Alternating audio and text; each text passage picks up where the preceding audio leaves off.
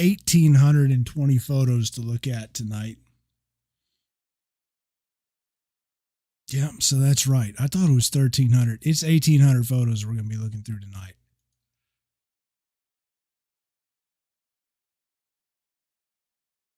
All right, audio's good. So we better hurry up and get started. We're going to be looking at photos from cut 3. So the third cut of the season.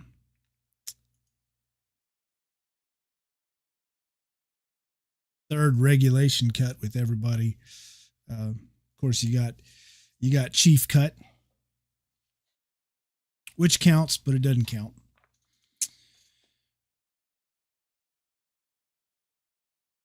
And so third cut 3 was a double. And as we'll see, started out at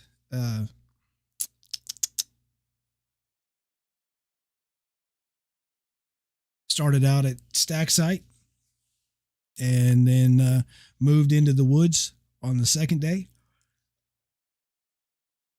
It was a good one. So I'm gonna pour one here, and then we will go ahead and get started with cut 3. This is Cull and Good Bull. Cut 3, Bonfire 2024. And for the uninitiated, the way this works is this is just something that a process that I do every time I go out and take photos. Been doing it in one way or another for since 2010. And for every hour I shoot, that's about 15 minutes. I got to sit down and look through photos, and that was happening anyway. And while it was happening, it was reminding me of stories and behind the photos or photos from before. And so I figured just turn the camera on a process I'm going through anyway. And, that I'm not doing this all alone. So, here we go.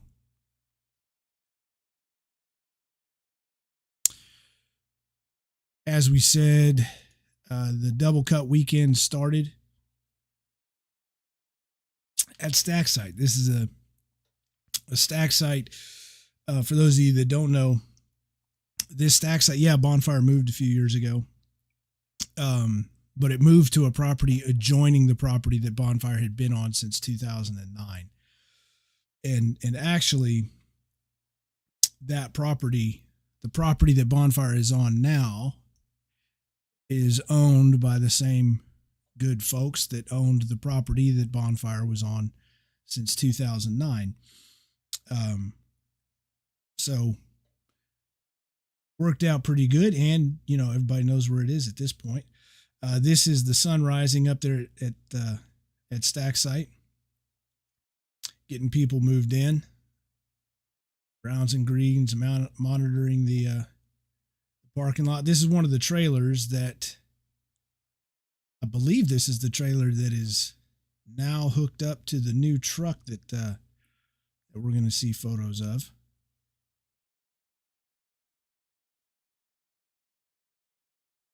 And what we got down here on this dust here,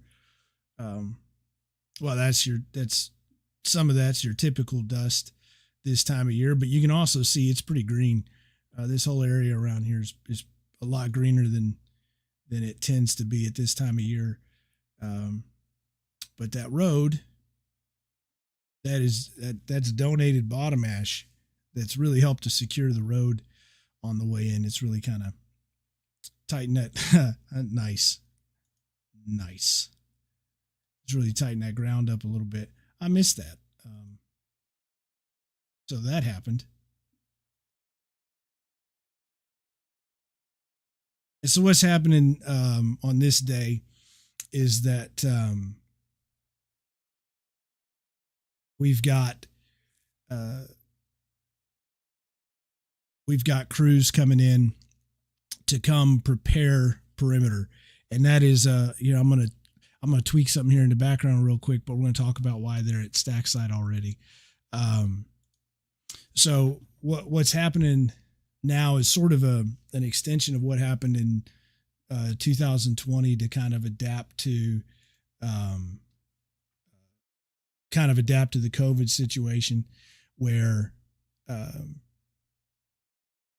because of COVID, there was the internal protocols of Bonfire. The Bonfire set with some guidance and some help from people um, who would know that there was going to be some really strict quarantine protocols that were in effect in 2020. Keeping in mind that in 2020, everybody thought it was the end of the world, and so Bonfire had some really rigorous um, quarantine protocols in place, and they intended to stick to those. And so that meant that they knew that there was a reasonable expectation that some of their crews were going to be out for a couple weeks over the course of the season. And if that was the case, then they needed to get as ahead of the game as they could possibly get before the season. Before the season's really in high gear. You can't afford to have too many people gone if you're already behind or even just on schedule in a typical year. So what they did was start getting cut site prepared well in advance. And that worked out so well that that they've just sort of continued doing that. And that's been, that's sort of been a fun sort of process to watch Bonfire navigate and watch that sort of become part of how things work now. What I'm trying to do is I'm usually kind of tweaking the exposure here a little bit, and something happened and all of a sudden I can't do that. And we want to do that while we're looking at these.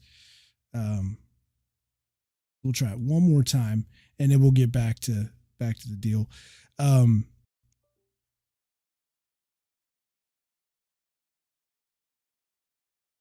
if it doesn't work out, we'll be fine. We'll just push on through it. It's fine. There we go. All right. Back to looking at the photos. So,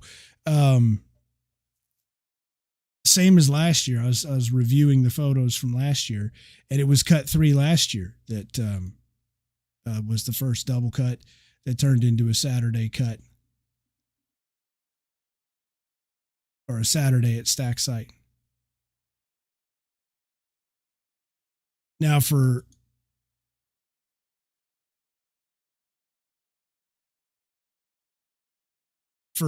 a lot of folks, it would seem like a pretty long trek to get out to Bonfire where it is right now, 12 miles away from campus. That seems like a lot, but when they've been cutting outside of Normandy for the past start of the season, it is a nice little break to be able to only just have to head on out to stack site. Feel like everybody's a little bit more bright-eyed and bushy-tailed. There's the juniors getting ready, and what time is it here at this moment? 7:41. So we're just 3 minutes away from the call for yellow pots and butt pots.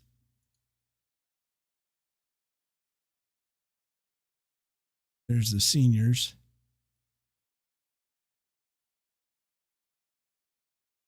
So the juniors are about to call for yellow pots and butt pots.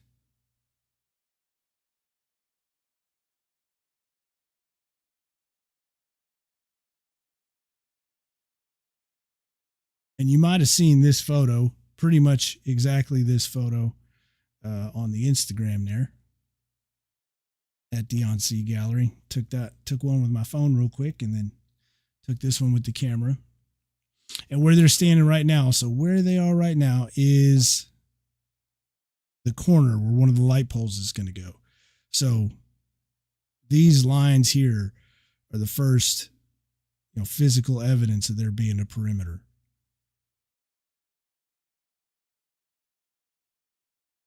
When they call the yellow pots and butt pots, they're going to have a quick chat with them, assign them what corners everybody's going to be working at.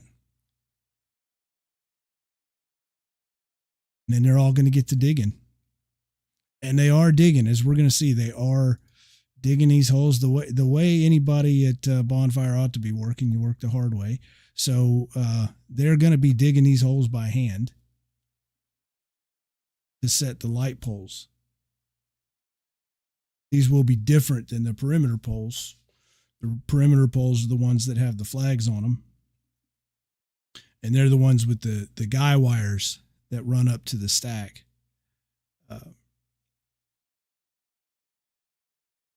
So the perimeter poles are leaned back away from the stack, so the rope is coming off the pole at about 90 degrees to get to the top of stack. But behind the perimeter poles are the light poles, and that's what they're setting today.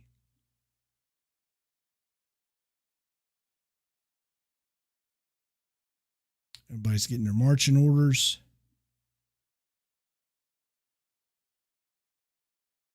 Getting it pointed to the directions that they're going to be going.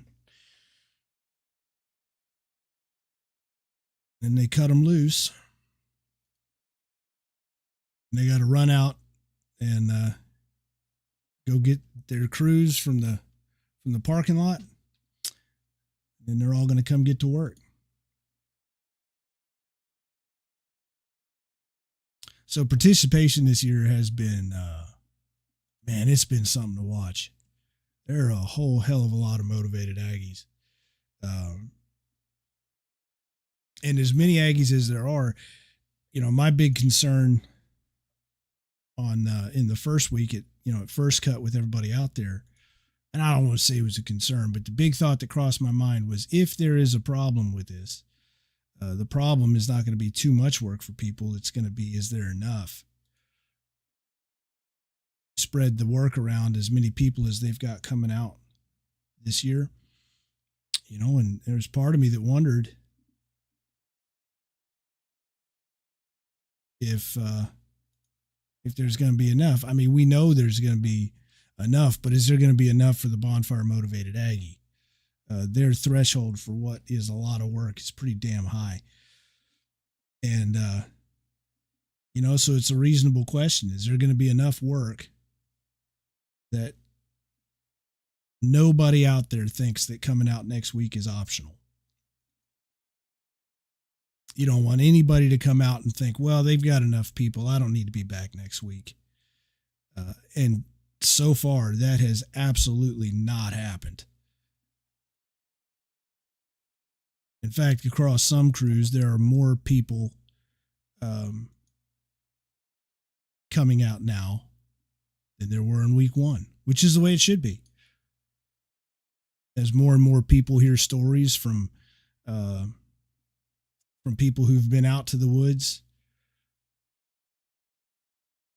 and hear what it's like, people get back and tell their fish buddies, hey, you got to come scope this thing out. You know, it's normal to see more folks coming out.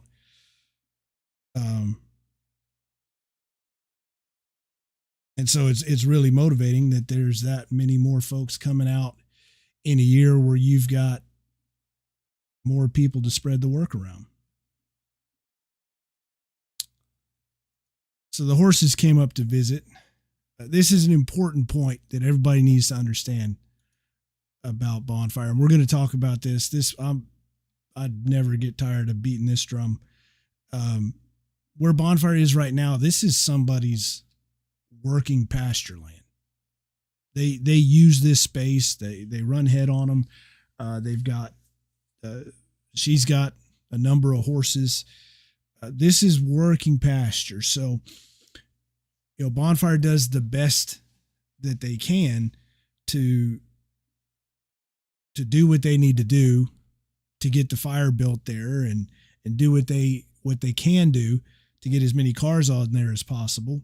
But until such time as Bonfire motivated former students come together and find a way to get these Aggies their own piece of land,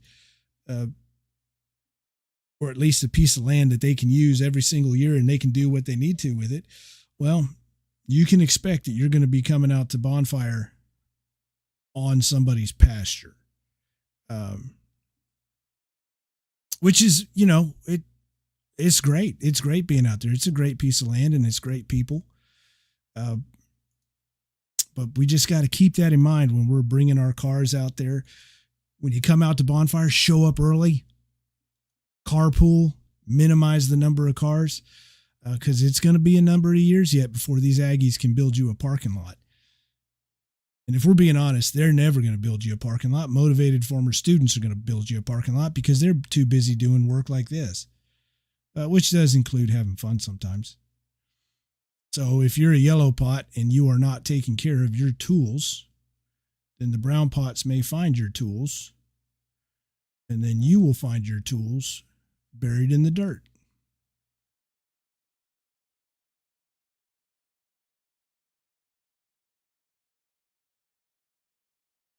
Among the number of things that out there that to the untrained eye looks like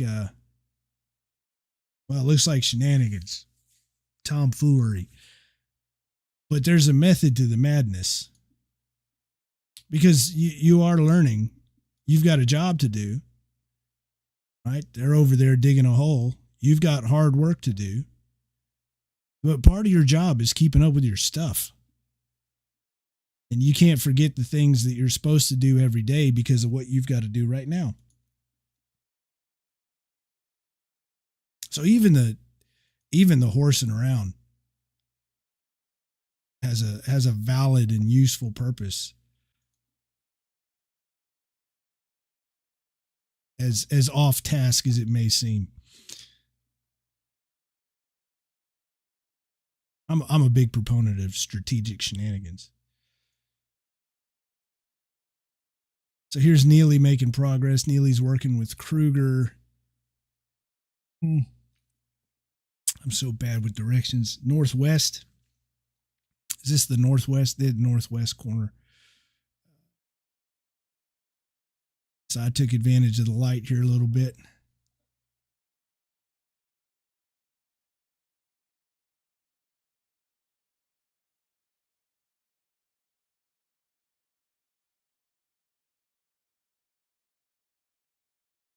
And again, sometimes this happens with photos of axes going into the wedge of a tree. Just to be perfectly clear, I do have a zoom lens. So nobody's being put in a position to actually accidentally wound the guy with the camera. So that is, I'm kind of zoomed in there. Everybody's fine. Everybody's good. I'm out of the way. They're getting work done. And these photos look pretty damn cool. I do think I like this one.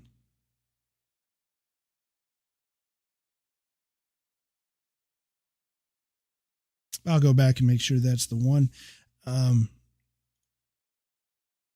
after you break it all up, somebody's got to start getting down to that hole. And then we're going to see, when I say they're getting down into the hole, towards the end here, they are legitimately getting down in the hole. When the shovel doesn't reach anymore.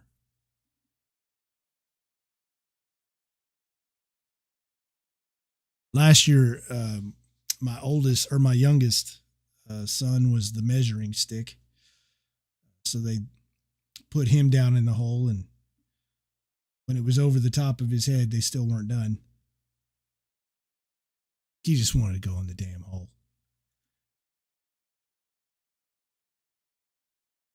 But they're getting down there. There's an Aston pot. So Aston is a crew that's come back out.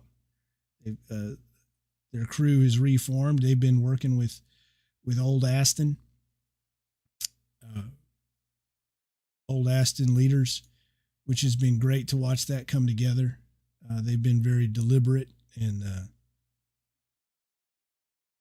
purposeful about how they're putting that crew together and about how they're reaching out to former Aston.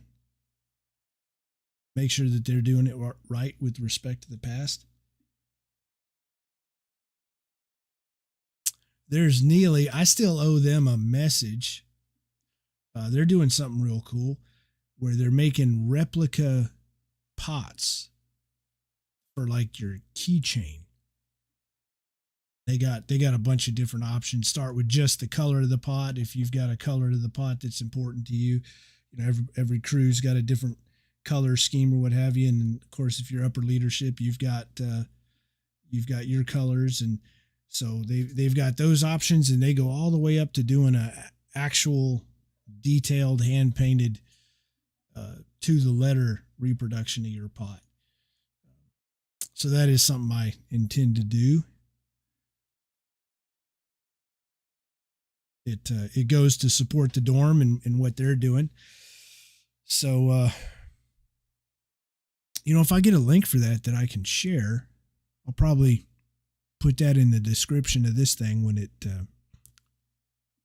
it archives and goes to replay tomorrow. But I'll get one for me, and then I'll get one for each one of my kids and their pots.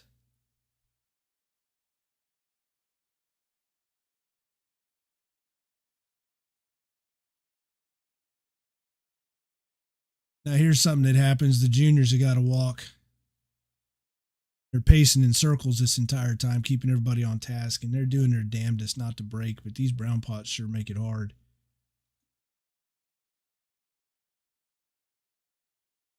Playing disruptive music and whatnot. They had whole playlists for the juniors. At least it seemed like it did. I mean, I'm telling you, they had multiple songs queued up for every junior.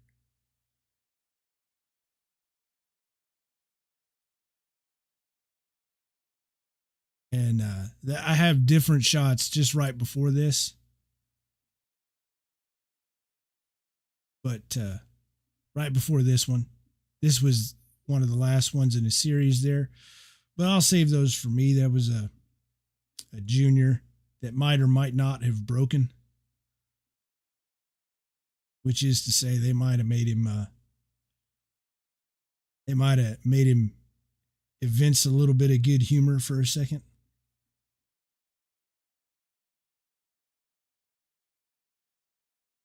And which hole are we at now? Here's FHK. Who else was at this hole?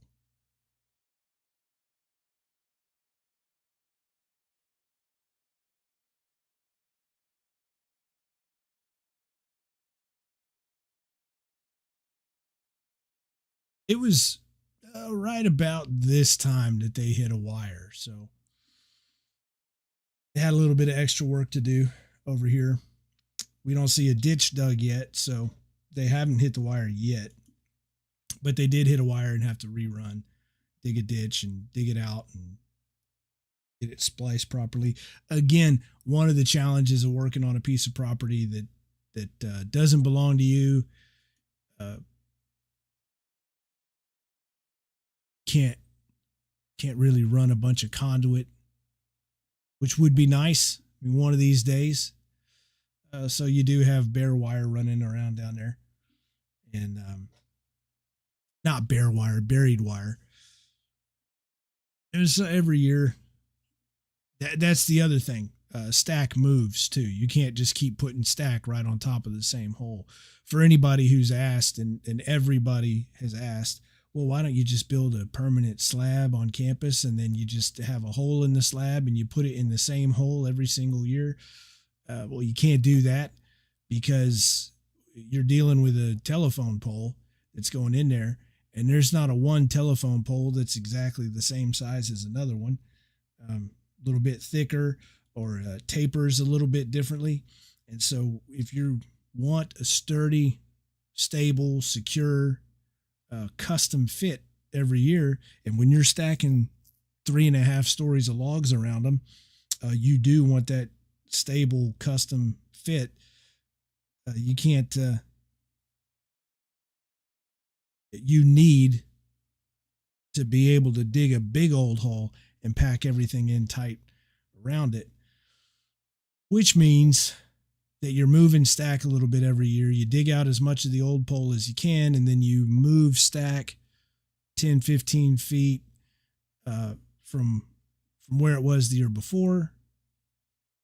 You note where it was the year before, and the year before that, and the year before that. And you dig a big wide hole and pack it in tight, inch by inch. And then you've got a good, stable, custom fit on your center pole. Once again, there's actually a lot of forethought that is the product of input and also the product of 20 years of experience, over 20 years of experience now that this institution has. It is a high functioning institutional memory that they've got.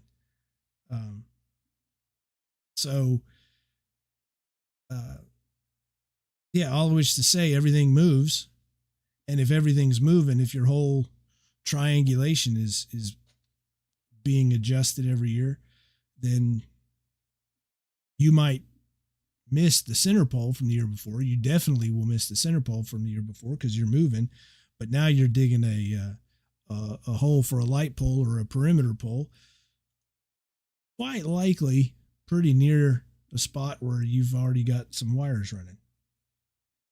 Trade-offs. But it's better to have to splice some direct bury wire that you buried. It's better to have to splice that than have issues with where your center pole is and how your center pole is seated in the ground there. I'll take splicing wires any day over that. At this point, this is over at Walton's hole. Who were they working with? Was it OC they were working with? I believe it was OC they were working with. And Pelt. That's a Pelt. Yeah. OC. That's a Pelt.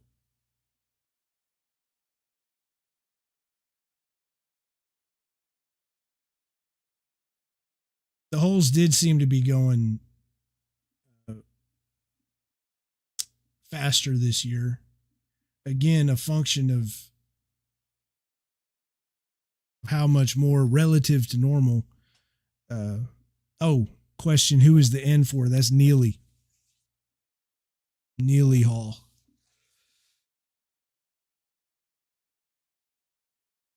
Which is, in case you didn't recognize, it is now co-ed.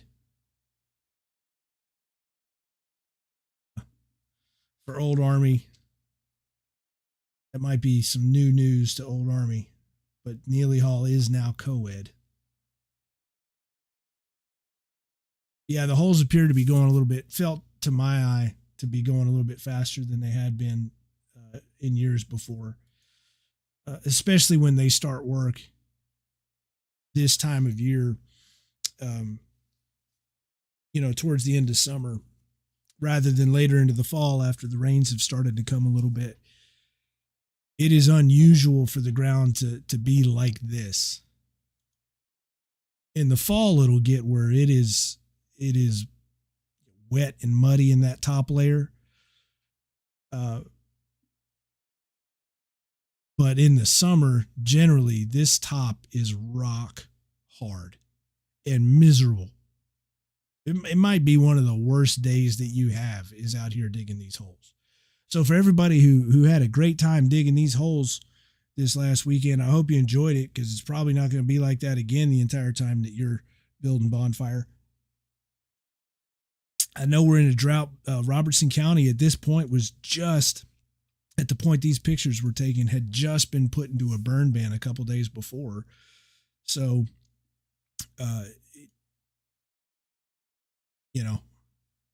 might think it's dry, but again, look at this tall green everywhere. Trees are doing well. Everybody's happy.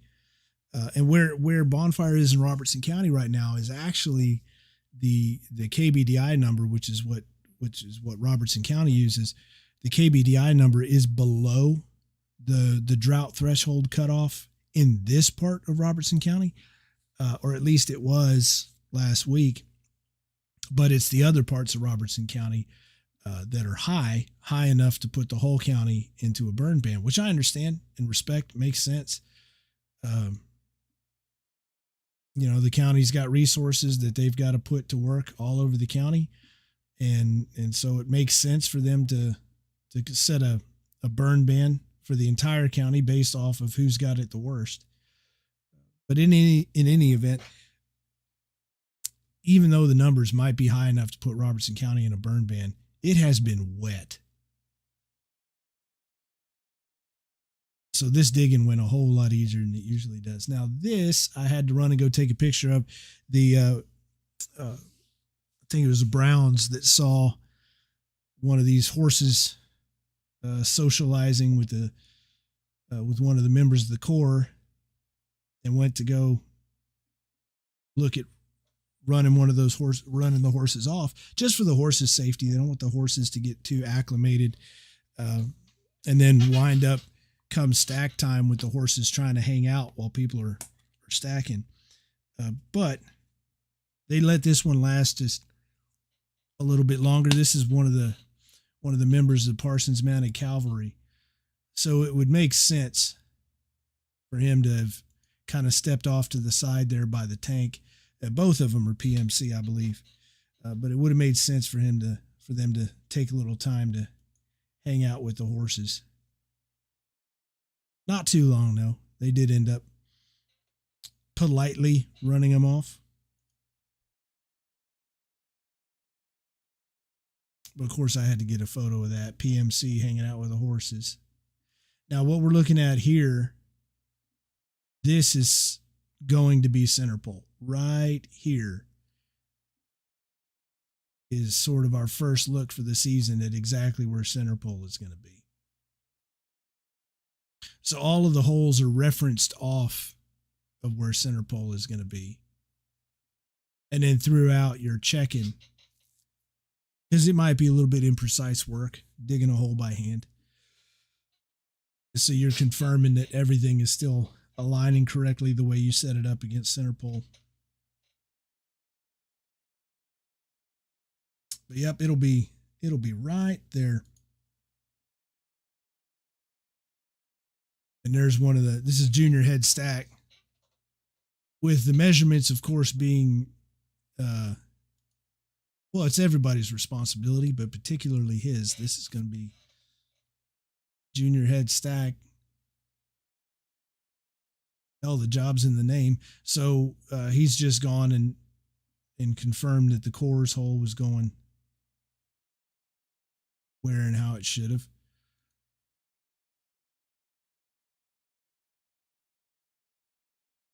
They're running another measurement to Lechner, Neely's hole over there. Again, the northwest corner.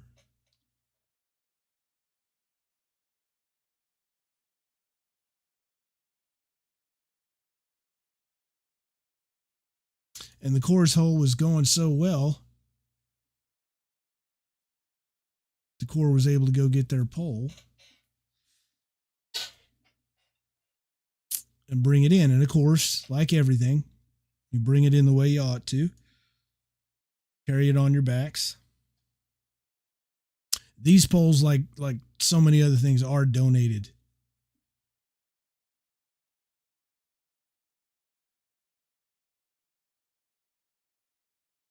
And the light poles, you can use them a little bit longer because you're just running lights to them. The perimeter poles have a shorter, just a slightly shorter lifespan because you're running guy wires down to the base of those. This is one of the chiefs of a pelt who's trying to sneak in and rescue the yellow pot there on one of these T-posts. Spoiler alert, that didn't work out. But again, Gotta watch your stuff.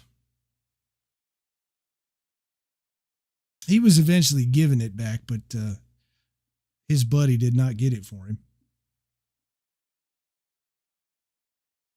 And there, the core has got their set. I did actually take pictures of a few of the poles going up. So we'll see how that process works. We'll have a look at that. But what was happening at this point, if I remember correctly, yeah, from where I'm standing, this is the southwest corner. So I was standing over where there was a participant who I knew to have done an exchange program in Germany over the summer, and that's where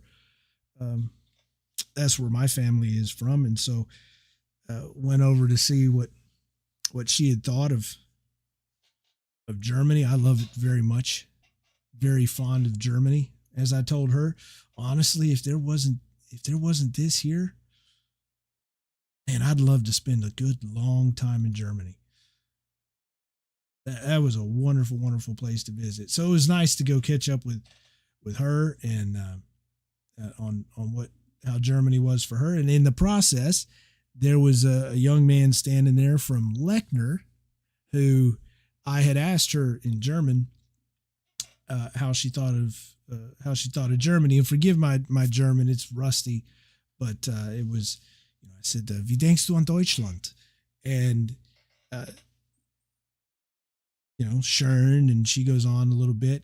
And this young man that was standing there from Lechner instantly just flies off with what is immediately obvious to be authentic native German. And I had to kind of slow him down a little bit. Say, I'm not on your level. But it turns out Bonfire has got a motivated participant in Lechner who's we got a German participant, which is that one of the photos from earlier back here in FHK.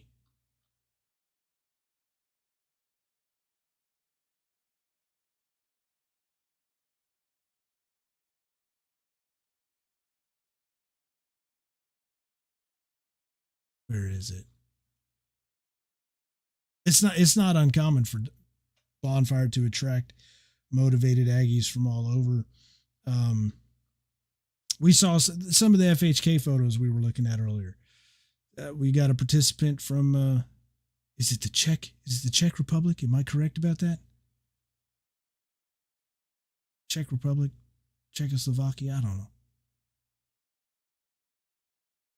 Probably wildly offensive that I don't know my geography. But anyway, I remember we had a young lady from France. When was that? 10 years ago from France. She was with OC. That was cool. It's nice to see that motivation is a high motivation is a shared value. That's nice. But anyway, there she is.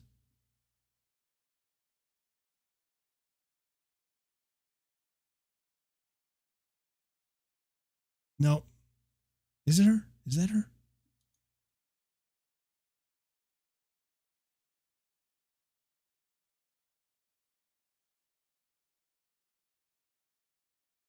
Yes. So anyway, who else? Oh man, we had there was a young man from was it the Netherlands?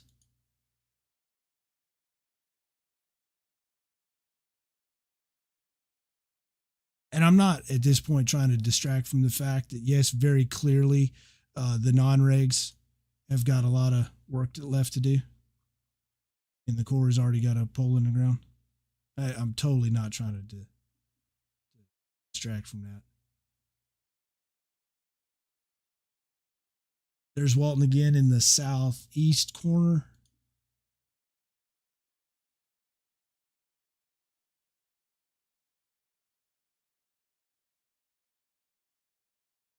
And it was hot, but again, they started early in the morning. This was the hottest weekend so far. And one of the challenges, again, this is something else from 2020 when they started the year early. Not only did they start work on Stackside early, but they started the season early. Again, let's add some extra weeks so that we can afford for some of our crews to be quarantined when that inevitability happens.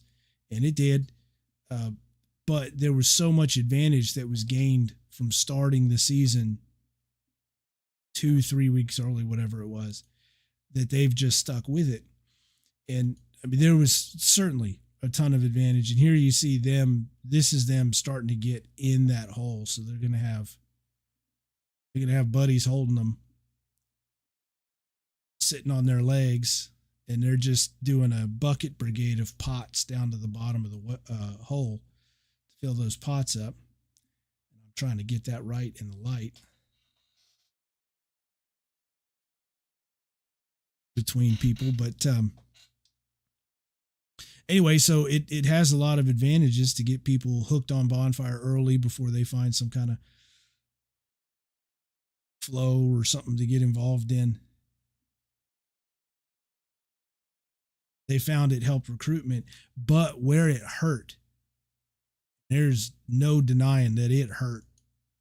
Just it physically hurt. Starting the season early meant that you were starting in the dog days of summer. So your first and as I said, Bonfire is continuing to start early. When you're starting early, your first few weeks are awful. And this year was the wildest damn thing. Chief cut was bad, but then the next two cuts were darn near like fall. And then all of a sudden, this last weekend, the first double of the year, was hotter than hell. And the issue at Stackside is there's no place to hide from it, except for maybe in a hole.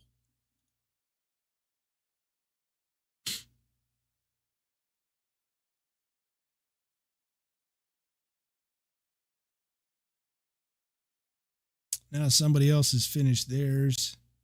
FHK, so this was that northeast corner. There you see a truck that's new to Bonfire this year. Again, a product. This is what happens when you give to Bonfire. Bonfire's got next to no administrative overhead. I mean, they got email hosting.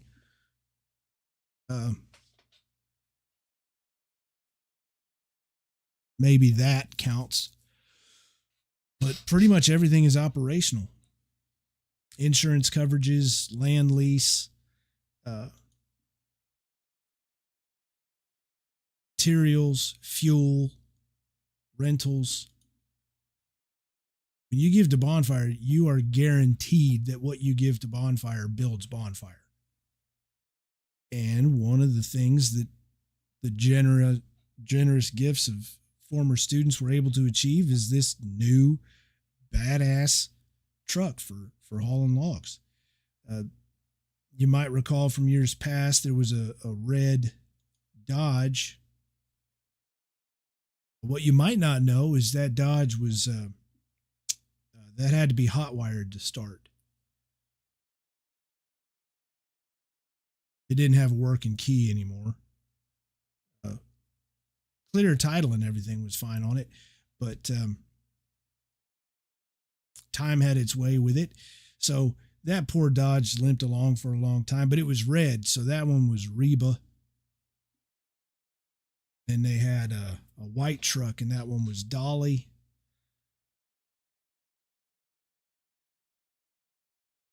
And this one is Tanya, this yellow one.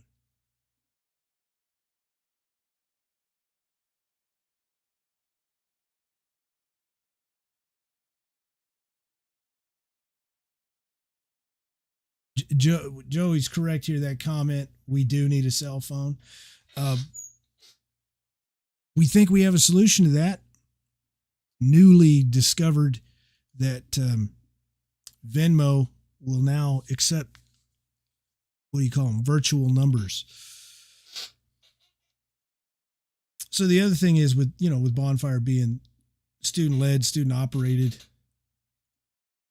contact people are changing every year, which is, it's good. But that presented some technical challenges with setting up a Venmo when you had to attach it to a cell phone number.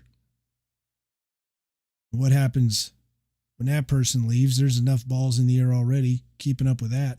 This is the junior head stack calling that poll to its location. But we did figure out we can now use a virtual number. So Bonfire's got, they got some professional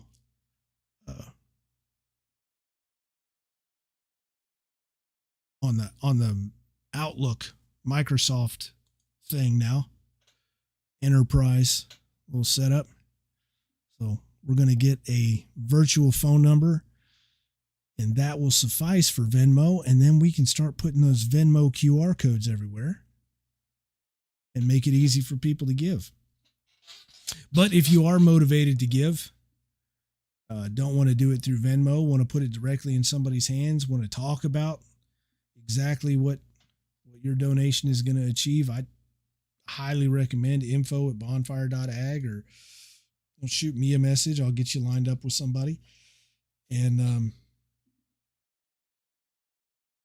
one way or another, we'll put some motivation to work. Now here's the poll. So we saw there a little bit of how they're doing it. Didn't mean to gloss over it like that.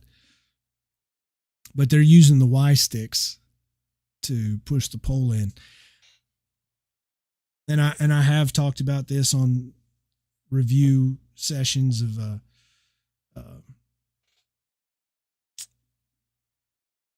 stack photos, these Y sticks. But when we first started out again in 2003, 2004, we were still using what people would recognize as Y sticks from old Army days. Actual trees that were in the shape of a Y that could be handled by a small crew of people, 3-4 people would handle these Y-shaped trees, limbs, whatever. Good, sturdy. You want a good solid, like an oak. And then, that's how you would fork, be it poles like this or logs into the stack. And so it was about a year or two after, hell, maybe it was the year after me and my buddies were done, and I came back to stack, and I saw them using these things, these fabricated metal poles welded together that could be handled safely by just 2 people. Well, that was just one of those things where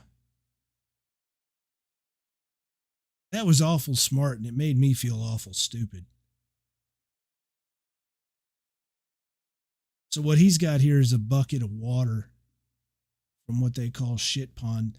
It's a small little tank. That's where the horse was that we saw hanging out with the PMC jock there. There's a little tank on the property. And so all of these poles are going to be tamped in.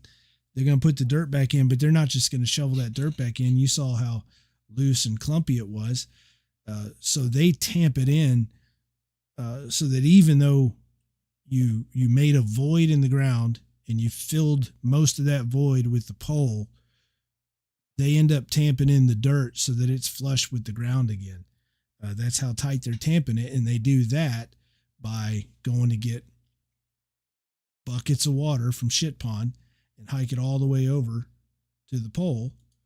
And then we're going to see some photos of how exactly that works. But one shovel full at a time, one pot full of water at a time, they slowly fill that hole back up and tamp it in by foot, inch by inch, until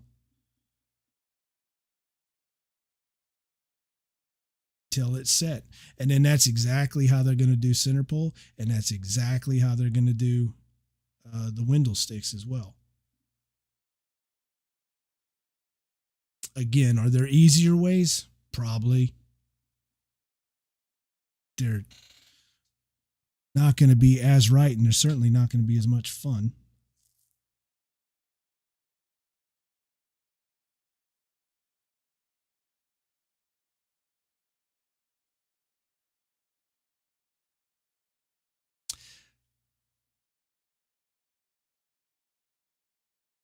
I try to stay out of the way. I think I was out of the way on this.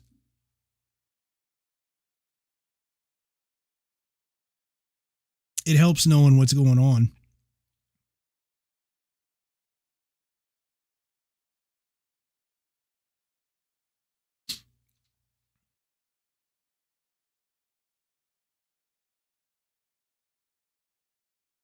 And we saw this last week. But there in the back there,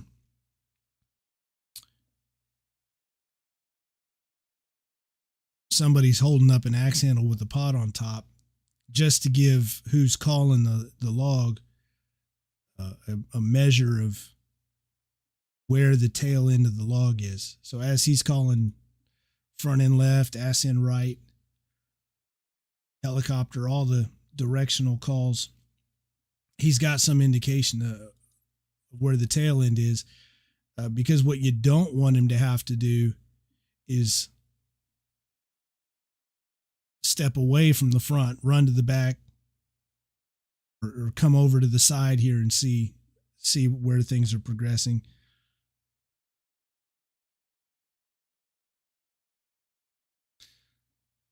So once they get it to where it's got to be pretty quickly, it's heading up.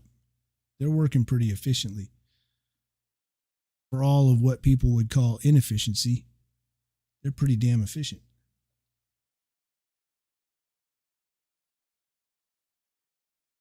And the Y sticks slide their way down. And this is actually a pretty interesting little coordination of movements to watch, because you got people's hands on it and you need them to keep their hands on it, because that's where the power is coming from. This is just steerage. These things aren't really supposed to be doing much of the pushing, especially when it's lower to the ground. And so you need people's hands on it, pushing it up. But you also need to start sliding these things down the pole as it goes up and as it starts to slip into the hole. So it's always interesting to watch that. I mean, there's some coordination there and some communication, and that it's happening pretty quickly, that keeps everybody intact while this stuff is going on.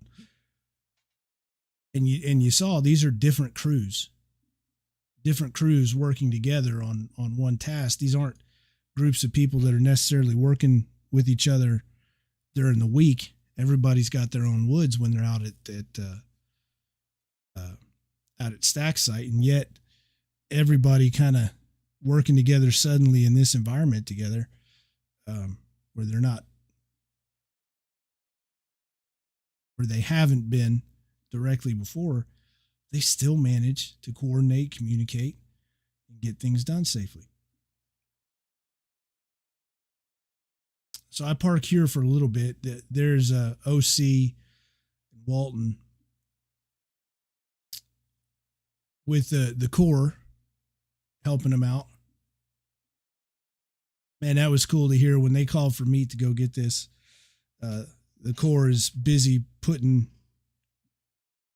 finishing off, putting their pole in the ground, and they called for meat. And to hear one of the upperclassmen from the Corps running over there, talking about "on me, boys," and go over there and help out. When they just as easily could have stood over there by their pole and finished working on the work that was specifically assigned to them, they got on their horse and ran over there and helped with that. That was fun. But yeah, so here we're back at the Neely. Hart was over here as well. See, this is the deal. They're down in that hole, tamping as hard as they can, as shovelfuls of dirt are being tossed in, and then you've got a junior walking around pouring water into the hole.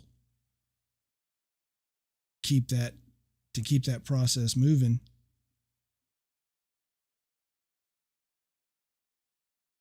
And this was one of those days. First photo.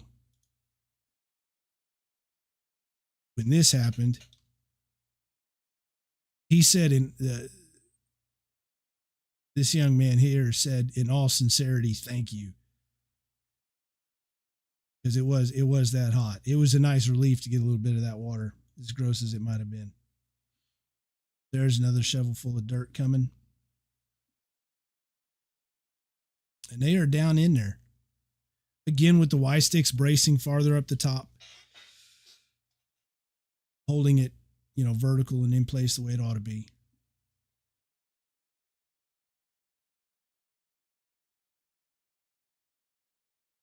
They're still down in that hole working away.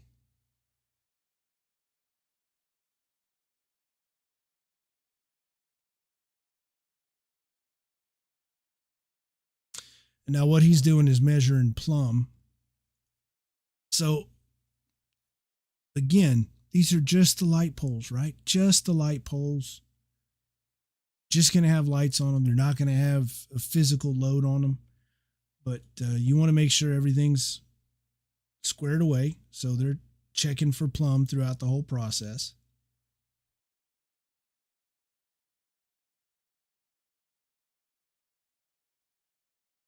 And this is going to be the last pole going in. And we're actually near the end of day one of a double. And then we're going to jump into cut. This took far too many attempts to get right. Right when I finally got a photo that worked, then somebody else said, oh, hey.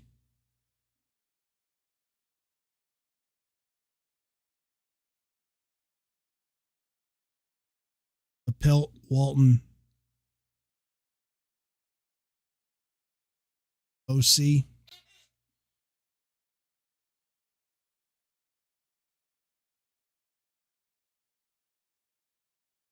And there's this last one going up. I'm trying to work my way over.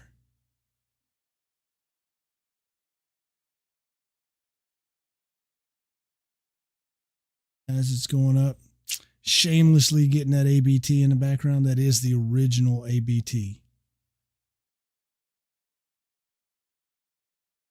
A generous gift to Bonfire that means a lot to folks. Aggie Bonfire trailer.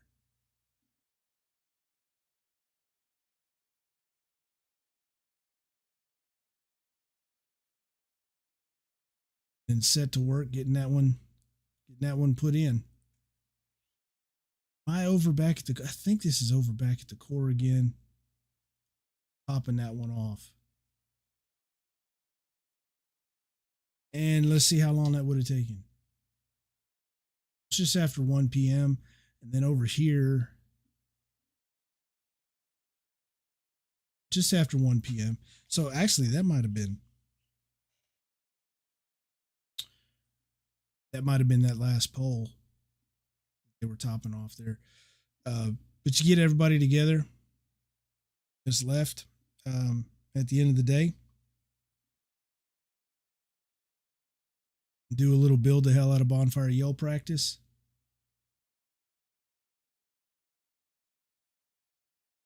Old Army does it twice.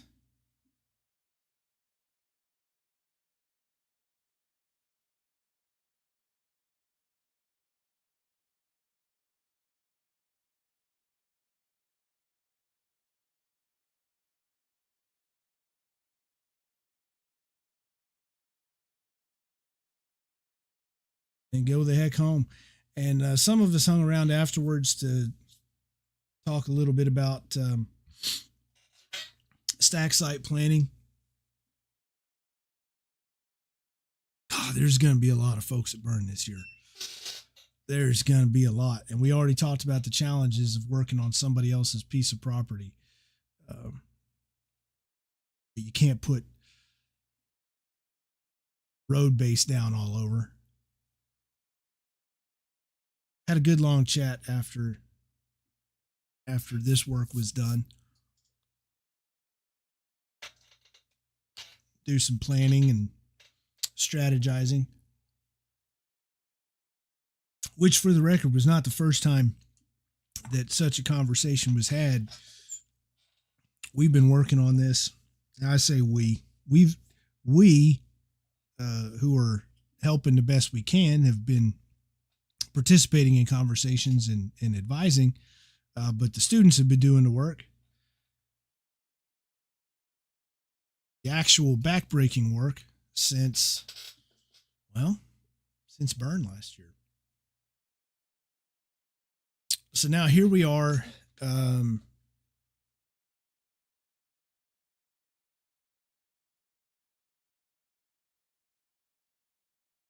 Oh, good. You weren't late to the last yellow call. That's good.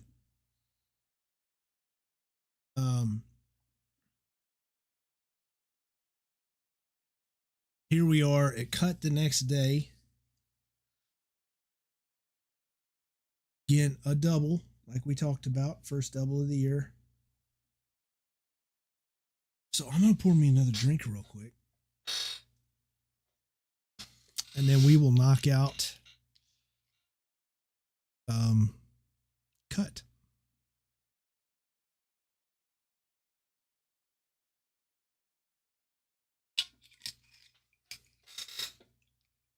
Nobody asked, but it's Weller 12. Delicious.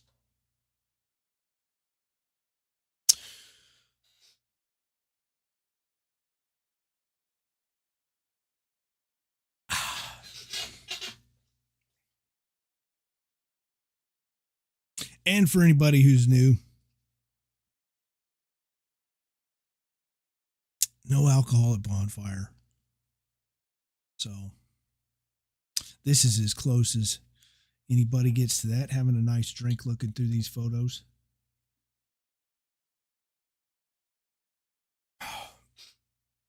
All right, let's get rolling.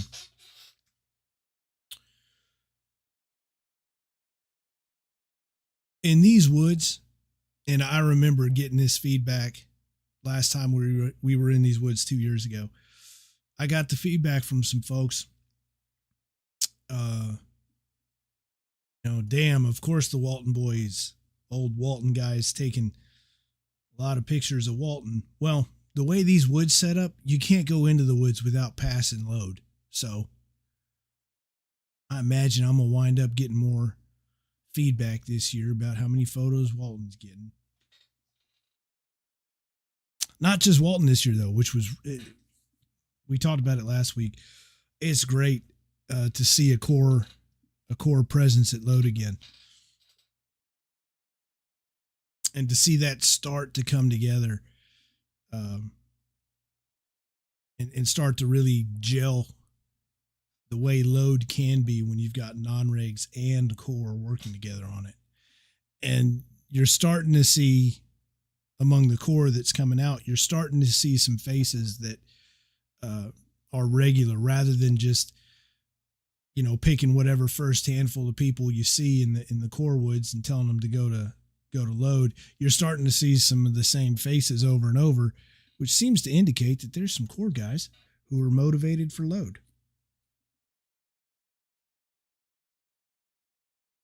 And as we were talking about,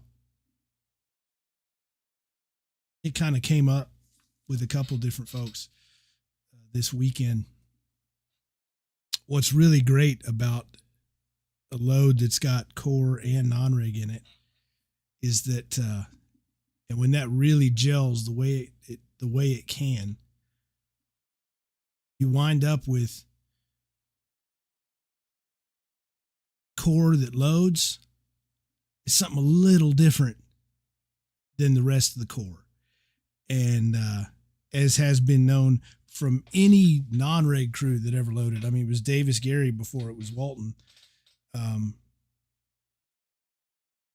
non-reg crew that loads is a little bit different than the rest of the non-regs. All of which to say that this environment, sort of creates a different community, which stands to reason because it's hard as hell. And it's just constant.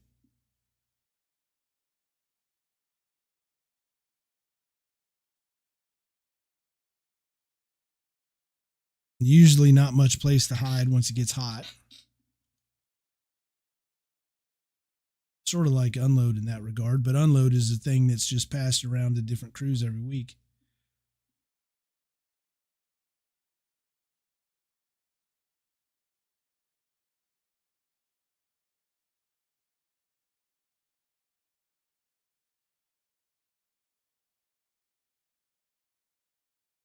That's right. The load, Old Army load outfits, and there were a number of them. By '99, it was Squadron 17, and by way of illustrating what can happen when core and non-rig works together, that's the one I was after. So he's sending home the truck sticks, and that's what's going to keep the logs on the truck while they're going down the road. That and chains, yeah, they're using chains too, and they're cinching those tight. But the truck sticks are there for down the road, but also to keep them on the truck while you're throwing other logs onto the truck before you cinch them down. But by way of illustrating what can happen when core and non-rig work together, and that community, that bond that's formed at load, in '99, Squadron 17 was awarded center pole for their work in '99. And I mean, they were a hard charging outfit. Those were some bad dudes. And they loaded the hell out of trucks, and they loaded trucks with Walton. And Squadron 17 was who was awarded center pole. And so then the day that the moment that it was time to put that center pole flag on the center pole and set the center pole up, Squadron 17 presents the flag to the red pots to put on the top of the pole, and you open up the flag, and there's a W on it. Squadron 17 had, themselves decided that they earned that center pole with Walton Hall, and they wanted to make sure that Walton was recognized for that. Nobody told them to do it. Nobody asked them to do it. They just did it. And that's what happens. And I'm sure it could happen in any other set of circumstances. But when you're in the woods, I mean, you're in the woods. You're cutting down trees in a section, in a small enough group to be safe and contained, and a big enough group to get work done. There's not really many other places that afford the opportunity to bring people together up until you get to stack. There's not many other places that bring people together like you're going to see at load. So all to the point that, man, it has been really good bull to watch the core working with the non-rigs at load. Now, if my suspicions are correct, I think I know the photos that she might be showing him right now. So what had happened was I was at load, and then I went. So this here's the road that you go down, the paved county road that you go down to head this way to get into cut site. And this was, as we've mentioned, this all used to be thicket and woods, and you couldn't see. It was like this over here. It's just a wall of trees, and now this has all been carved out. And so this road here is like this, and then there's the road to exit load site is right just out of the corner here coming onto this road. And so I'm coming from load site up to this little corridor here that heads back along this stretch of this wall of woods that's getting pushed back this way. So I come out to load, from load to hit this path, and I'm going to catch whatever crews are along the road. And when I get to this corner, this intersection of this corridor here, and then the road from load that exits out onto the county road, right there at the absolute corner of that, Leggett is cutting down they're cutting down tree, and I was so excited about it. I didn't take a picture of the tree, but I'm a sucker for low wedges. I mean, I'm awful fond of a low wedge, and I mean really low. And so anyway, I'm pulling this up because I think I know what photo she's showing him. Because I come up there on that scene, and I see that tree, and I instantly cannot stop smiling, because it was a hell of a wedge. It was damn good, and it can be hard to swing on a low wedge, and damn, Leggett was laying it down, man, and it was so cool, and I was so excited, and I think people understand at this point just how fond I am of a low wedge, and so when I saw that wedge, and I think they saw my shit-eating grin, they said, "Hey, you want to swing on it?" And so I didn't even get a picture of the wedge because I was so excited about what they were doing. And then they said, "You want to swing on it?" And I said, "Yes." And then they said, "You can kill it if you want." And I got the impression that that nobody was going to be disappointed if I did, because I wouldn't want to take something like that from them. But they seemed like they really would be okay with me killing a tree. And so I did. So I think this is the photo she's showing him at this moment, because just seconds before I'd killed this tree, and I hadn't actually killed that tree or killed a tree in some years, maybe a couple years. I've gotten all the kills that I need, so I don't generally get to do that very much. But oh man, I mean, look at that wedge. The front wedge was already set. They just let me finish off the back wedge there. Look at that. Oh, that was cool. I had a hell of a time. And then they even, Leggett's ritual is that when you kill a tree, you put pixie stick on the stump, and you lick the pixie stick off the stump. And tradition is tradition, so I did it. And then got some brownie points at home with the young McKinnises. When I got back home and showed them that Daddy had killed a tree with Leggett and put up the double L's and got some pixie stick off a stump. But yeah, I'm pretty sure that's the photo she was showing him.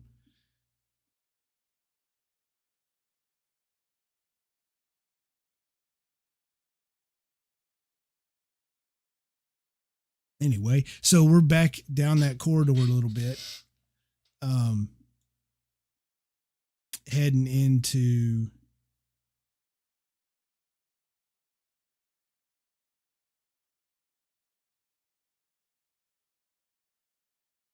this is Schumacher Woods that we're in right now.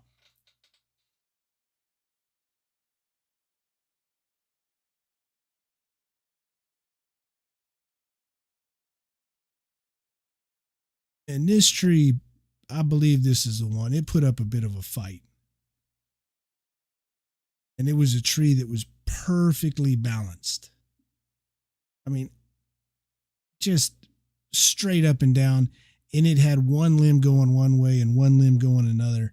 And it was super tall, of such a height that you kind of gets to be challenging to figure out which way it's going to go. And so Schumacher had a little bit of a learning opportunity with that tree.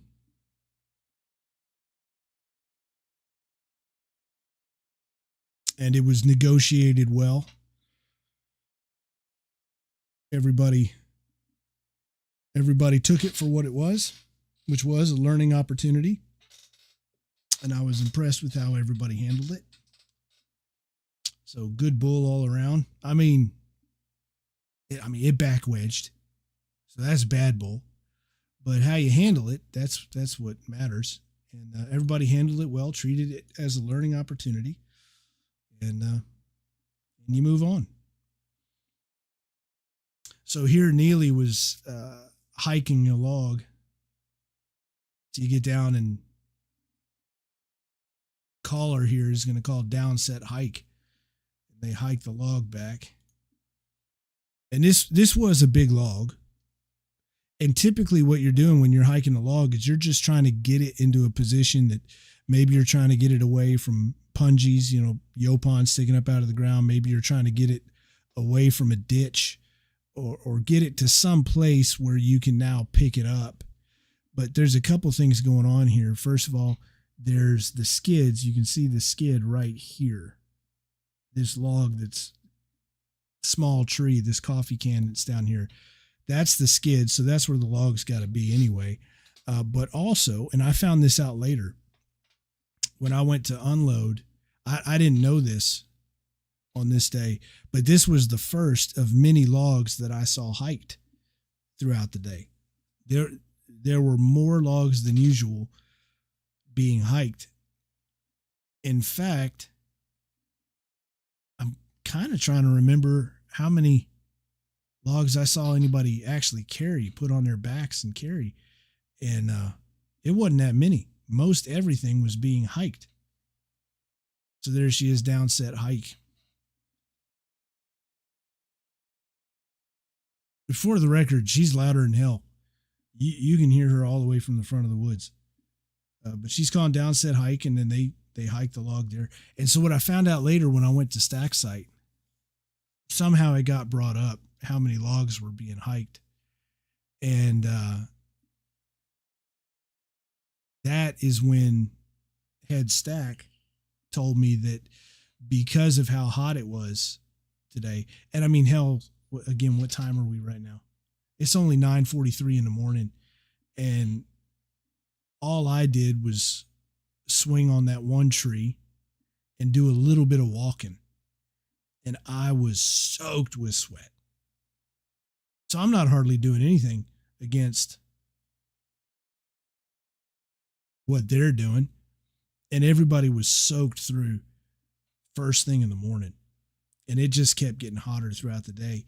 And so at stack site there, that is when head stack told me that they had actually made an executive decision going into the day that unless absolutely necessary, everybody was going to hike their logs to wherever they could get them.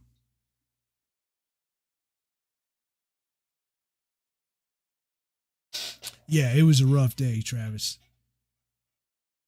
It was rough, which makes it a good day. If it's an easy day, it probably sucks.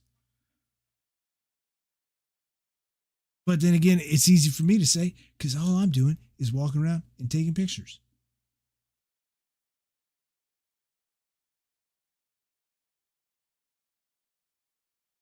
But they had made an executive decision that people were to hike their logs within reason and not do a lot of carrying logs.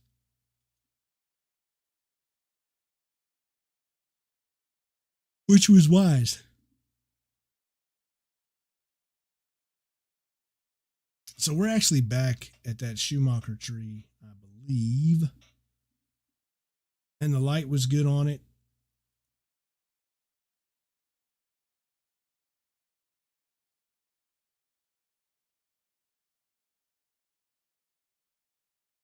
No, that one we just looked at was the Schumacher tree. That one. This is shortly before it did what it did and went the other way. But there was situational awareness all around.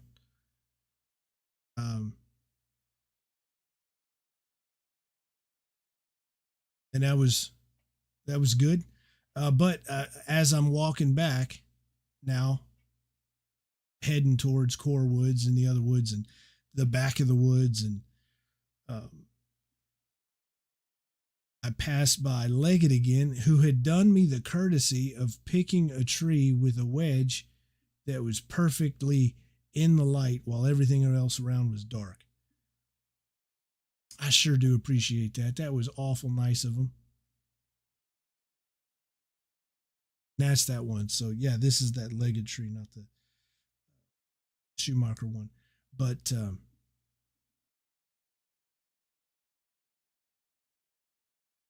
yeah, I'm gonna stop and take advantage.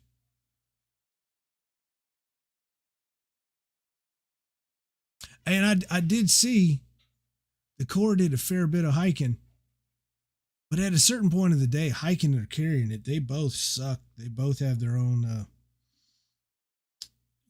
special flavor of suck.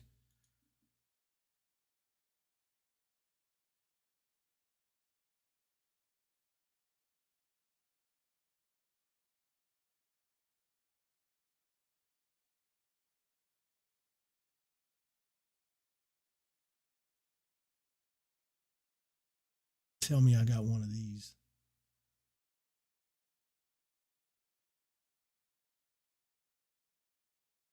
I'm not telling you to change your decision making. You do what's right. You put a tree where it needs to go. You set the wedge where it needs to go. But I'll tell you this, if I'm walking by and I find a tree that's got good light on the wedge, I'm going to stop. Especially first thing in the morning.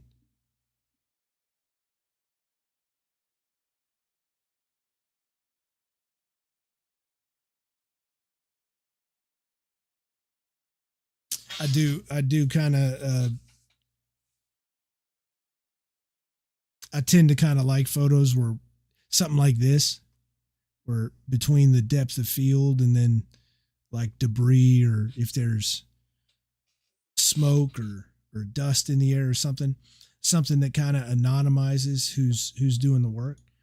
And I think back to a photo that my old roommate Ross Hutchison took at Private Chef Mallorca on Instagram. Check that out. That's an old Walton Yellow Pot who is now one of the finest chefs in the world. But he took a photo of at Bonfire 2004, big rainy thing, and there was 4 people on a log. 4 people sitting on a log, and there was the fire in front of them, and so all you got was the shadow, the profile of their shadows sitting on this log. And clearly there are only 4 people in that photo, and I have to have met at least a dozen people who tell me they were in that photo, which is fine. And they're not fibbing. As far as they know, they're telling you the truth. Yeah, that was me in that picture. And it's a beautiful picture. One of the best bonfire photos I have ever seen. And what makes it work is that you look at it and you can easily place yourself in that photo. And it's accurate because at some point you were in that situation. And so it's easy to imagine that photo is of you there. So I'll always say that's kind of why I like photos like that, where you see the action and you get the point, and then it's easy to imagine yourself in that spot, which is kind of harder to do when there's a face. Unless it's your face, then it's easy. So this was a Pelt working on a pretty big tree. And so I got here to stop to take some photos. The shade was nice. And it was slow going on this tree. It was pretty hard. We saw there. It's got a little bit of character in this wood here.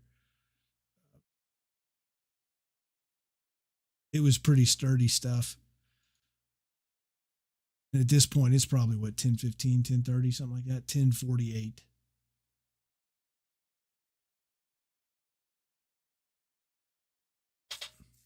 So people have been going at it for a while, and it was going. It was going as you might expect a tree at this time of day, a tree of this size to go. But it certainly could have gone. It could have gone faster, could have gone slower. But while I'm standing there, somebody else from a pelt started cutting on another tree, and they made some offhanded remark that I'm sure wasn't meant in any kind of way. But they said, "Hey, we're going to go ahead and start on this one here, and this is where our fall path is going to be. So, y'all be careful when you're done with yours, and when yours comes down, go this way, and then cut that way." And then they just kind of like cut themselves off and said, "Well, actually, you're probably going to be fine because we're going to kill this before you finish this one." And I said, "You heard what they said to you?" So they just told you they're going to kill that tree before you kill this one.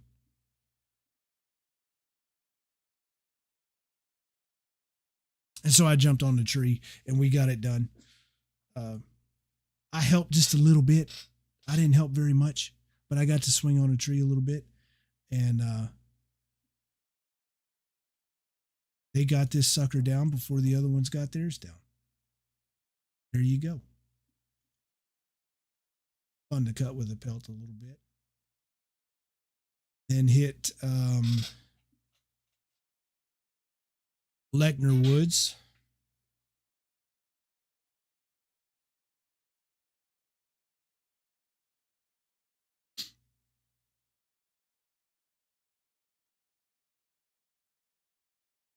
Hit Lechner Woods here. And this is pretty well towards the back. It goes a little bit farther back. There's sort of a fork in the road. And this is towards the back of one of those forks.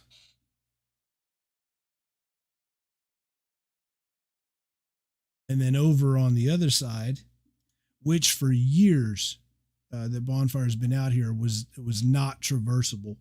You couldn't get from one fork to the other fork after you made the split.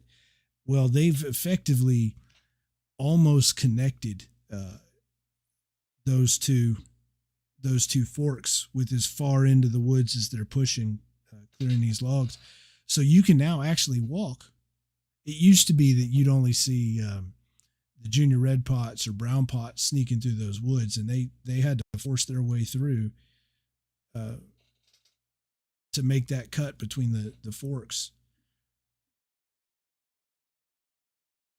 But now they've effectively connected them. So I was able to cut from core woods directly over, or from Lechner Woods directly over to the core woods, which I got to tell you, I appreciated the hell out of. I've been waiting for that for 4 years. And so as soon as I walk into the core woods, I see this. This is what I saw first. This is the Corps Commander. Corps Commander out in the woods, killing a tree. Holy hell, Aggies. This motivated the hell out of me. See this.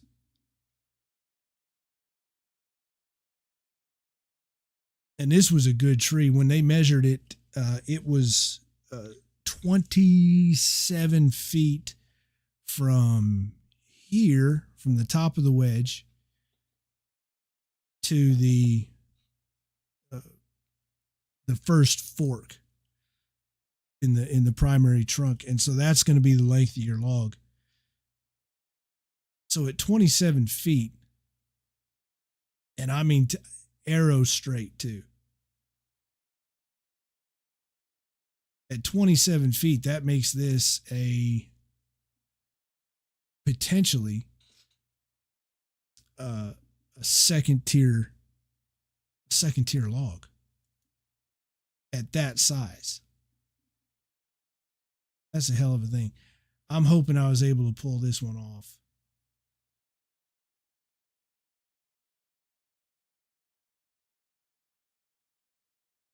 These are hard to do. It usually takes some time and some planning to get it, and I'm not sure that I got it. But I'm trying to get the wedge and the sunglasses. The wedge and the axe. I'm not sure if I got it.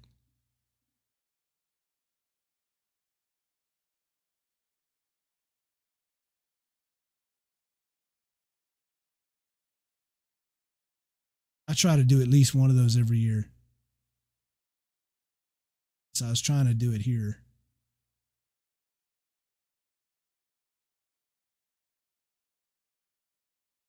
It's close. There's the axe. You can see the axe. It's close.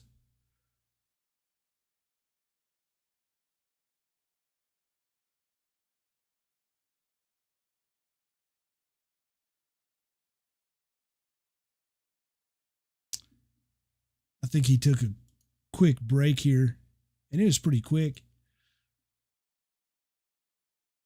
before he was back at work. Oh, come on, man.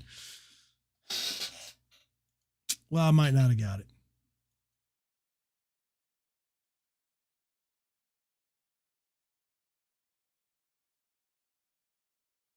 It takes some planning and a little bit of luck to get that shot.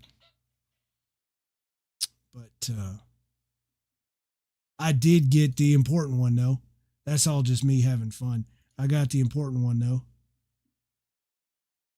There's the Corps commander.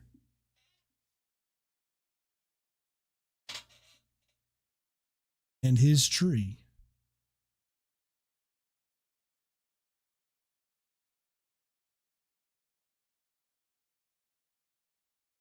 Modi.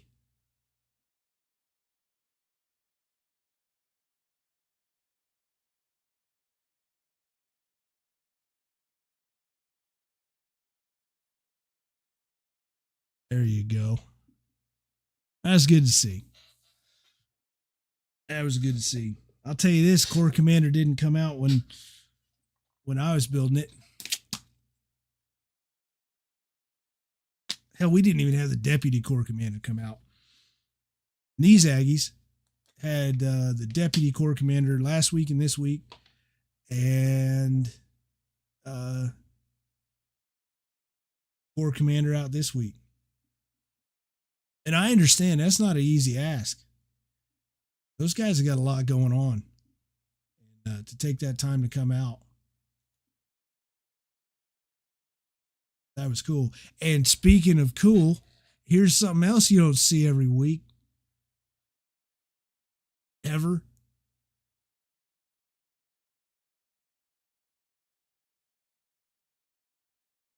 Yeah, I got some good shots of the Deputy Corps Commander on a log with Squadron 16 last week.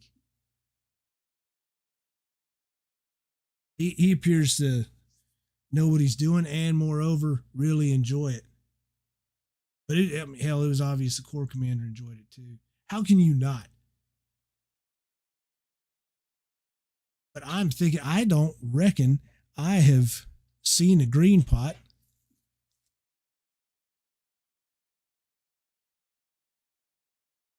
running a chainsaw. I certainly haven't taken a photo of it. And if I'd have seen it, I'd have taken a photo of it. But it takes some coaching and it takes some paying attention. And it takes more than a little muscle and buckling down, especially on something. I mean, this, like Travis said, it took a good long time to get this tree down. This was not an easy tree to cut. And so, man, it was really cool. See one of our greens running the chainsaw, which is generally the exclusive purview of the brown pots.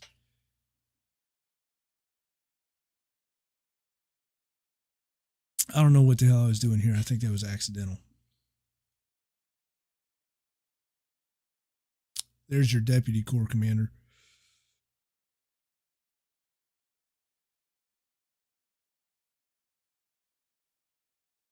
And now they're just pushing this. And I got to tell you, what time is it now? Almost noon. Once again, I'm not doing anything. I'm just walking around, and I got tired just watching this.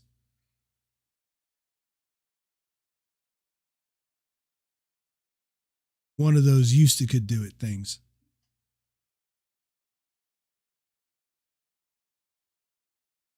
And I realized really quickly. In fact, I realized that the moment that I was walking away from those front woods and rounding the corner to go back through load site and head back this direction, I realized it immediately that I had made a very bad mistake by starting my day over in that corridor and then coming over here.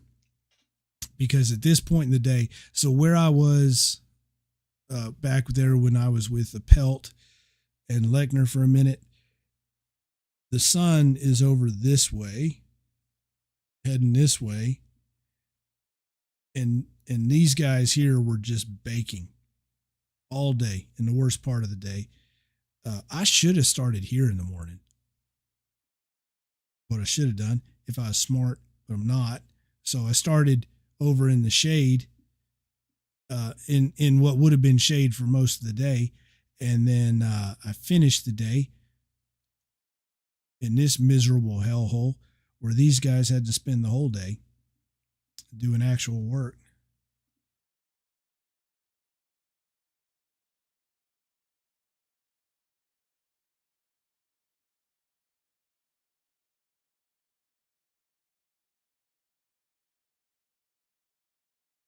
This is one of the junior red pots in the back, making rounds, and I'm over hiding in the shade with the band.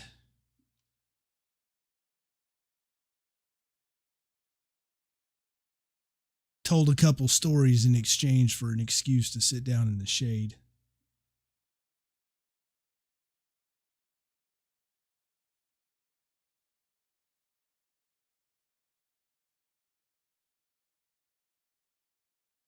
They gave me a water too, which was nice. Because as I said, I'm not smart. And I think this is something I'm going to do next week. I put my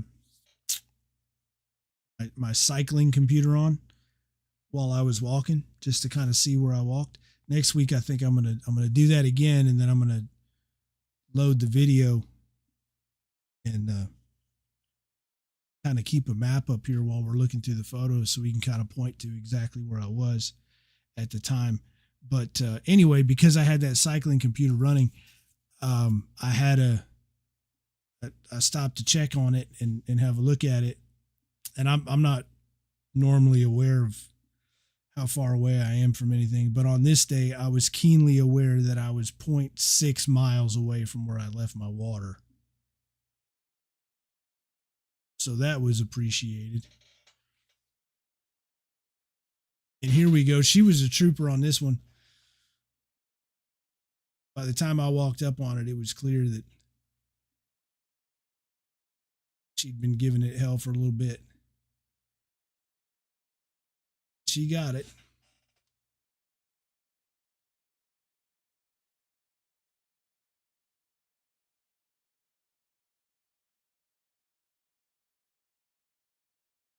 There's your 1,000-yard stare.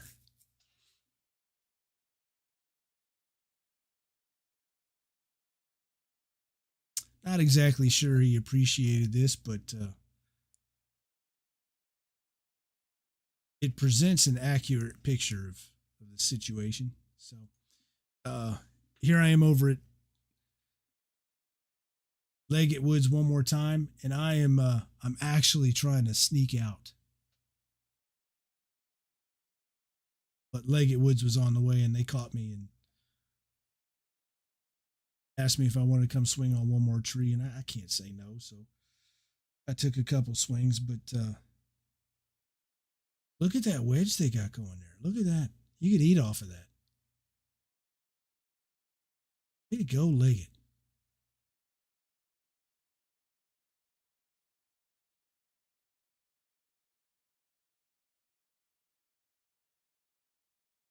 I try and do this a fair bit. Try to catch the pots that I can that have names on them.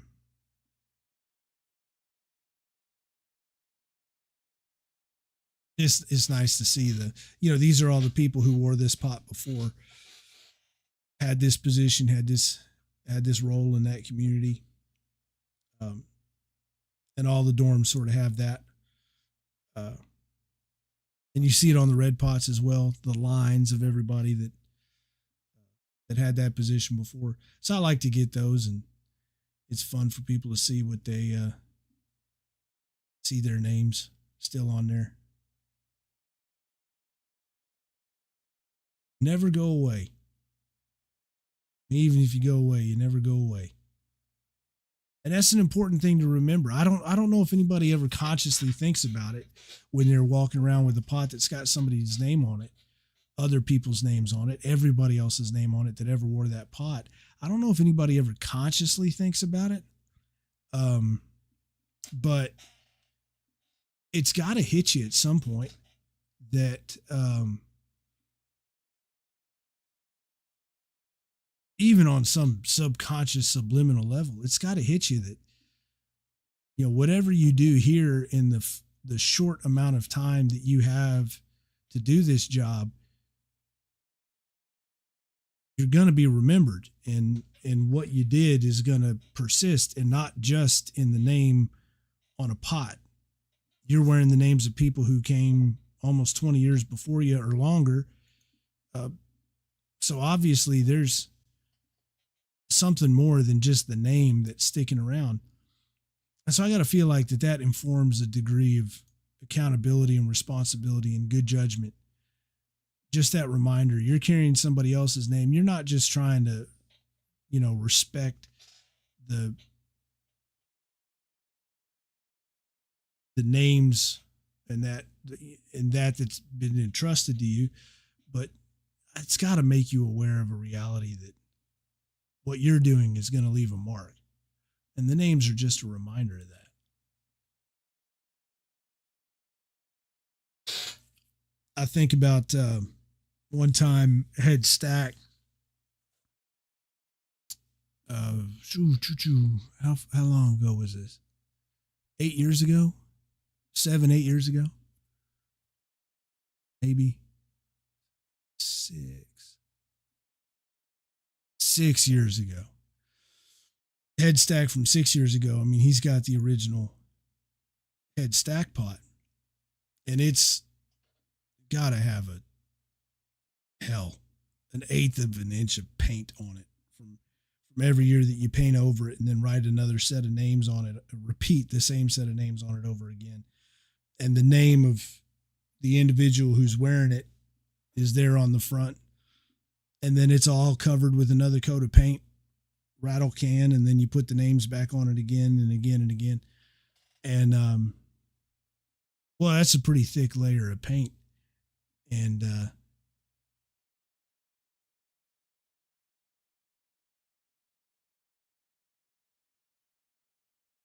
anyway, at a certain point, something happened. It got buggered a little bit, and a chip of that paint fell off. And then way down underneath that chip, he found some black lettering that had to have been underneath 20, 30 layers of paint. And he did tell me then that was a moment that when that happened, he realized that, it really kind of drove home the point that one day his name would be under 30 years of paint. It makes you think about the decisions that you're making.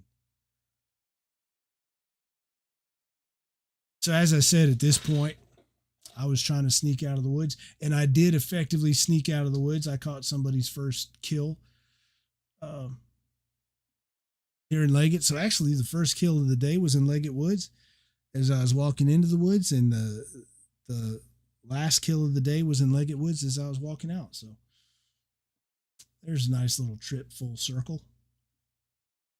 And that's it. That's we went through 1,820 photos tonight from Cut 3, Bonfire 2024. Shaping up to be a historic season on so many fronts. I mean, so many things happening for the first time from cut class on campus for the first time in 25 years in Rudder Auditorium to record numbers of participants and record numbers of participating crews and record numbers of core outfits organized and participating. Some core outfits that, you know, the outfit is coming out, and that outfit hasn't been out in 25 years. Corps commander and deputy corps commander coming out.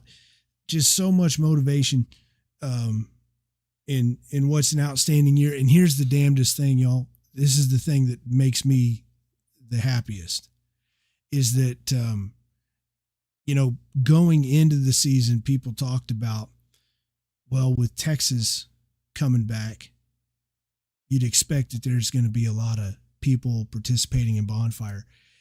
And I haven't heard a single person out there building the hell out of Bonfire saying a damn word about Texas. Not a single person. Everybody's out there because they're doing what Bonfire is about. And that's celebrating who we are and not celebrating who we're not. And I know Texas is going to be a thing. I know it. And the burn is going to be huge because people are going to be motivated to beat the hell out of Texas. But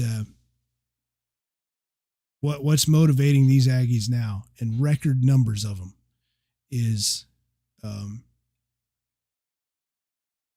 that undying flame of love that every loyal Aggie carries in their heart for the school. So I'm looking forward to watching the rest of this season unfold. I'm looking forward to seeing all this motivation. And I'm awful damn proud of these Aggies. And, you know, when this is all done and they can stop and navel gaze and think about their season and whatnot, I hope that they're going to be proud of it too. But I know that what they are more than anything else right now is motivated to build the hell out of Bonfire. And that's exactly what they're doing.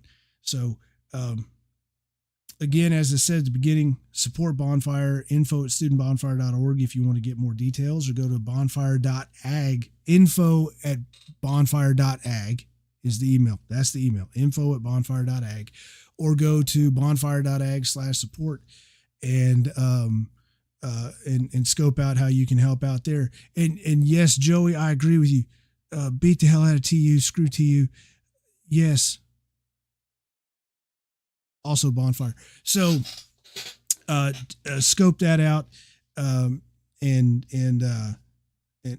help these Aggies out. And then stay up to date with the season. There's the dion-c.me. So all these photos that we reviewed, I'm going to go back in there, pick out the ones that I've picked, make sure I've got the right ones, clean them up a little bit, throw them up on the website, dion-c.me. Now that we're in the swing of the season, I'm getting back in the swing of Monday Modi every week. We're building up to something that happened a few weeks ago, and there's a few conversations that it's going to take to get there without taking 45 minutes of your time on one day. So Monday Modi is on the Perimeter Fires podcast, and part 2 of our tour of campus with Frank Cox, class of 65, head yell leader. And back in those days, that made him chief of Bonfire. We took a little walking tour of campus, and part 2 of that conversation will be going up on the Perimeter Fires podcast shortly. We are part 2 of that is the Sanders Corps Cadet Center, and then we head over to Sully. And if you check out the Perimeter Fires podcast, subscribe, on Spotify, the video portion, Spotify's got the video portion of that podcast is a map of where we are as we walk. So that was really enjoyable. Check that out, Perimeter Fires on Spotify, and check out episode 1 if you haven't already, because there's something hiding in Aggie Park that there's Bonfire that is part of Aggie Park, and I'm not talking about the statues. So we talk about that when we walk through Aggie Park in episode 1 or part 1 of that conversation with Frank. So check all that stuff out. Stay motivated, and follow these Aggies as they get their stuff done. Instagram, DNC Gallery, Student Bonfire on Facebook and Instagram, Student Bonfire. And there you have it. Look for these photos later this week. Dion-C.me. Build the hell out of Bonfire, Aggies.